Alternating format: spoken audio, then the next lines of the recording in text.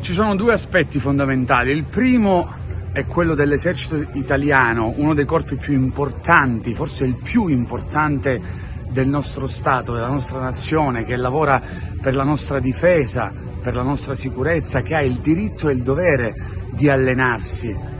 E poi c'è quello della Sicilia, la Sicilia che ha deciso di vivere di turismo, di cultura, e sono due elementi molto distanti tra loro.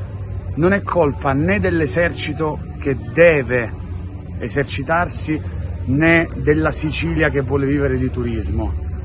Probabilmente la colpa potrebbe essere della politica che non riesce a trovare un elemento comune tra le due cose. Di fatto c'è una cosa: non può succedere ancora oggi che l'esercito italiano vada ad esercitarsi a Punta Bianca, una riserva naturale vicinissima alla Valle dei Templi, vicinissima a dei posti magici che vengono visitati da centinaia di migliaia di turisti durante l'anno, perché nessuno riesce a trovare una soluzione. Ripeto, non è colpa né dell'esercito né di chi, come i siciliani e come gli operatori del turismo, ha deciso di vivere di turismo. C'è qualcuno più in alto che dovrebbe farsi carico di questo problema.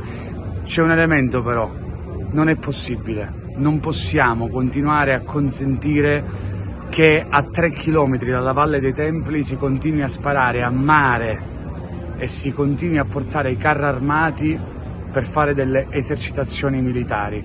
È assurdo. Per questo io non potrò esserci, ma sarò al fianco delle associazioni che saranno lunedì mattina a Punta Bianca per protestare contro le esercitazioni militari a Punta Bianca, un luogo che dovrebbe essere solo una riserva naturale, ritrovo di turisti e di amanti della natura.